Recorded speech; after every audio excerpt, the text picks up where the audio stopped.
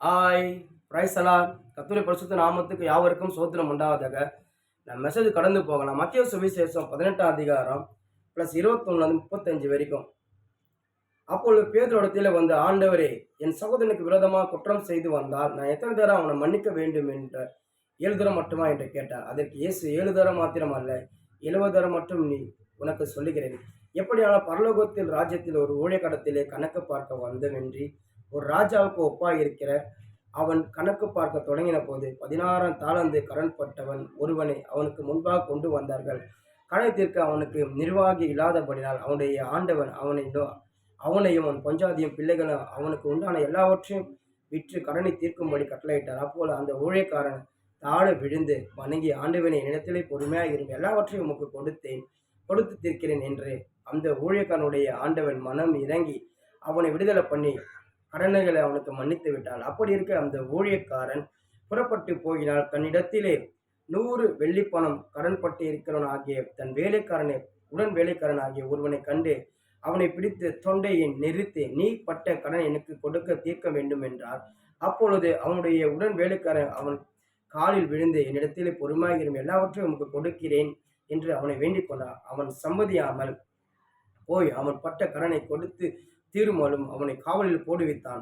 நடந்ததை அவனுடைய உடன் வேலைக்காரன் கண்டு மிகவும் துக்கமடைந்து ஆண்டவனிடத்திலே வந்து நடந்ததையெல்லாம் அறிவித்தான். அப்பொழுது அவனுடைய ஆண்டவர் அவனை அழைத்த பின், பொல்லாத ஊழியக்காரனே, நீ என்னை வேண்டிக் கொண்ட பெண்ணா, அந்த கடனை முழுவதையும் உனக்கு மன்னித்து விட்டேன்.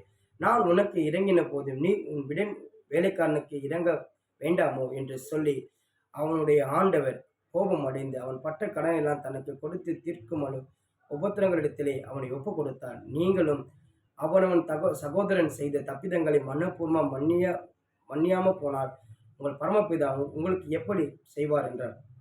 அதாவது பேதுரு வந்து கேட்குறாரு, ஆண்டவரே, என் சகோதரன் வந்து எனக்கு விரோதமாக தப்பு செஞ்சு அவனை எத்தனை வாட்டி மன்னிக்கணும்? 7 வாட்டி மன்னிக்கணுமா கேட்குறாரு. அதுக்கு ஆண்டவர் சொல்கிறார், 7 வாட்டி இல்லைப்பா, 70 வாட்டி நீ மன்னி, 70 வாட்டி நீ மன்னி சொல்லி கத்த சொல்கிறார். அதுக்கு மட்டும் உதாரணமாக சொல்கிறாரு. ஒரு ஊழியக்காரன் வந்து ஒரு எஜமான்கிட்ட வந்து 15 தாளாந்து வாங்கியிருக்க காசு வந்து வாங்கியிருக்கிறான். அவன் வந்து அந்த எஜமான் வந்து கேட்குறான், இது போல் எனக்கு இவ்வளோ காசு நீ கொடுக்கணும், அதாவது உன் வீடு, உன் மனைவி, உன் பிள்ளைகள் எல்லாம் விற்று எனக்கு கொடுன்னு சொல்லும்போது அவன் வந்து உடனே அந்த ஊழியக்காரன் வந்து தாழ விழுந்து, ஆண்டவனே கொஞ்சம் என்கிட்ட பொறுமையாக இரு, ஆண்டவனே கொஞ்சம் எனக்காக மனம் இருங்க, நான் உனக்கு எல்லா கடத்தையும் நான் கொடுக்குறேன்னு சொல்லி அவன் மனம் இறங்கி கெஞ்சும் போது அந்த ஆண்டு உடனே மனம் இறங்கி விடுதலை பண்ணி அவன் கடன் எல்லாம் மன்னித்து விட்டு அவனை அனுப்பிச்சுட்டாரு.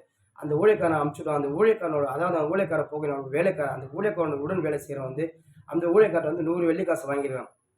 அப்படி இருக்கும்போது அந்த ஊழியக்காரன் கேட்குறான், அந்த வேலைக்காரனை பார்த்து, எனக்கு 100 வெள்ளிக்காசு கொடு, அந்த கொடு சொல்கிறான். உடனே நான் சொல்கிறேன், 100 வெள்ளிக்காசு கொடுணும், நீ போய்ட்டு அதாவது உன் சொத்து, உன் பாடி மாணவெல்லாம் விற்று எனக்கு அதை கொடு சொல்கிறான். உடனே அந்த வேலைக்காரன் சொல்கிறான், அவன் காலில் போய் வீழ்ந்து, அந்த ஊழியக்காரன் காலில் வீழ்ந்து, ஆண்டவரே எனக்காக கொஞ்சம் பொறுமையாக இருக்கு, மனம் இருங்க ஆண்டவரே, நான் எல்லாத்தையும் உங்களுக்கு கொடுக்குறேன், கொஞ்சம் பொறுமையாக சொல்கிறான். ஆனால் அவனும் சம்மதியாமல் மனம் கொஞ்சம் கூட இறங்காமல் அவனை திரும்பி காவலில் போடுறான். உடனே அந்த உடன் வேலைக்காரன் மனம் கவலைப்பட்டு அந்த ஆண்டோட போய் சொல்கிறான், எஜமான் போய் சொல்கிறான். உடனே எஜமான் அந்த ஊழியக்காரனை கூப்பிட்டு அந்த எஜமான் கேட்குறாரு, நீ எனக்கு இவ்வளோ காசு தரணும், நீ மனம் மீறி கெஞ்சின போது நீ மனம் நான் எல்லாத்தையும் மன்னிச்சு உனக்கு விட்டுனேன், அது போல் உங்ககிட்ட வேலை செய்கிற அந்த வேலைக்காரனுக்கு நீ மன்னிக்க வேண்டாம்னு சொல்லி அவனை அடிமையாக அந்த ஊழியக்காரனை கட்டிந்து கொள்ள உபத்தில் தட்டாரு. அது மட்டும் இல்லாமல் உங்கள் சகோதரர் செய்த தப்பிதங்கள் நீங்கள் மனப்பூர்வமாக மன்னிக்காவிட்டால் உங்கள் பரமபிதா எப்படி மன்னிப்பார் சொல்கிறாரு.